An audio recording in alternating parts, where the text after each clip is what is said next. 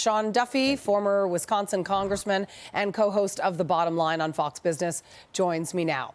I will admit it is hard to write off drugs, prostitutes, and exotic cars. I never personally have done that myself, but I think if I told my accountant I wanted to do that, he'd probably think I was crazy. But clearly, Hunter's failure to pay his taxes leaves you kind of wondering, like, what other activity, illegal activity, was the president's son up to? And how much, and this is the most critical, I believe, did his dad actually know about it at the time and still does? Yeah, and we don't know the answer to how much Joe Biden knew of Hunter Biden's. We can suspect, we have inclinations that Joe Biden was part of this whole enterprise and scheme. But I think it's important, Julie, to step back and go, this was intentional on Hunter Biden's part. This was willful on Hunter Biden's part not to pay his taxes. And to think that we're 4, 5, 6 years beyond the tax years in which Hunter Biden was lying on his tax forms, and we're now just seeing the Department of Justice, Weiss as a special counsel, file charges. It begs the question, what's going on? Why wasn't this brought the year after his taxes were filed? Which, by the way, any other American would have been charged within a year of filing false returns like Hunter. And to your point in the report, it seems like the Department of Justice, the FBI, and the IRS were all trying to sweep this under the rug until the IRS whistleblower, remember, Shapley, came out and said, whoa, Hunter Biden's made about $8 million that he hasn't paid taxes on. Then the House got involved. The American public saw the sweetheart deal. And because of that pressure, only now do we have charges on Joe Biden's son. The New York Post op-ed board making the point you literally just raised. This is the case feds should have brought against Hunter Biden in the first place.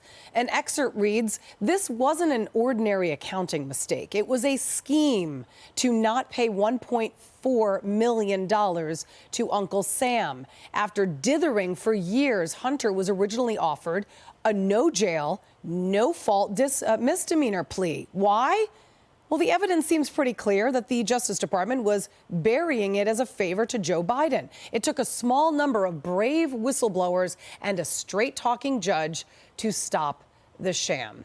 Now, the Bidens would like to say that if it wasn't for his last name, he would not be indicted as he has been. These are felony charges. And these 9 additional charges that are brought up in California are just in addition to the charges that he faces in Delaware, which is including the carrying a gun charge and buying a gun, which, again, is a very serious charge. I don't care what your last name is. When you have a history with drugs, it is illegal to get a gun permit. So it's not that he's the president's son, but he expects to be treated special because he's the president's son. That's the problem. We don't have as many cases to compare on the gun charges, lying on a gun form. There are some, but there are a lot of cases that we can compare on tax evasion, tax fraud. And he has been treated special because anyone else who has a name different than Biden would have been, again, charged right away, probably more charges, and would have been facing higher penalties. So they're getting a break here. And I think what's interesting, Julie, you mentioned this, is you have the federal government, whether it's the IRS, the Department of Justice, the FBI, that have been running cover for Joe Biden because Joe Biden's a powerful Democrat. They knew he was going to run for president, and they want to protect him. One of the issues here is if Joe Biden doesn't run again, I think he's fearful that that protection goes away. And if Joe Biden, Hunter Biden, and Jim Biden are all going to face the full scrutiny of the federal government, whether it's the IRS or the Department of Justice, that is a scary proposition for them because I think they're going to find some fire where they see smoke. And so now, even though Joe Biden's poll numbers are low, he has to run for office. He has to run for re-election because that's how he keeps the cover from the federal government. He doesn't run, he doesn't get the cover.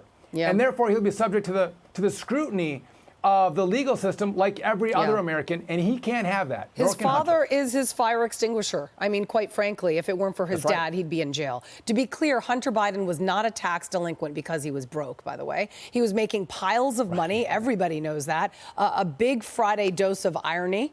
Let's take a look at his father's take on wealthy Americans and taxes, by the way. The wealthy still do very well, even though they don't pay their taxes. The wealthy still do well. They got to start paying their taxes. The middle class does well, everybody does well. The poor have the road up, and the wealthy still do well. So they got to start paying their taxes. We're doing it by making the wealthy and big corporations begin to start to pay their fair share. Anybody out here think the tax system is fair? Raise your hand. I guess Hunter wasn't there to raise his hand. Yeah, Julie, it takes a special politician to make statements and make speeches like that, knowing all well that your own family hasn't paid their taxes. And by the way, this could come back to Joe Biden as well. He said he was paid back loan money from his brother, Jim Biden. But if that was payment for the big guy, the 10%, and he didn't pay taxes on that, Joe Biden might find himself in the same situation that Hunter finds himself in. And to say that rich Americans don't pay their taxes, and the rest of that sentence is it's actually the Bidens who don't pay their taxes and are filthy rich. And by the way, they made their money off some shady ways. One other point too, Julie, I think maybe Hunter thought that through the shell companies that he had set up to make money off of American enemies, he could have hid some of this income from the IRS. Yeah. He might have thought it was a great scheme, but the IRS, they've got great accountants. They can see everything, and that scheme didn't work. It is ironic that the former president and the current president are being accused of, not properly filing taxes or not, filing their proper salaries to make due for the taxes they should owe. But yet one is being tried and the other is not. Thank you very much, Sean Duffy. We appreciate that.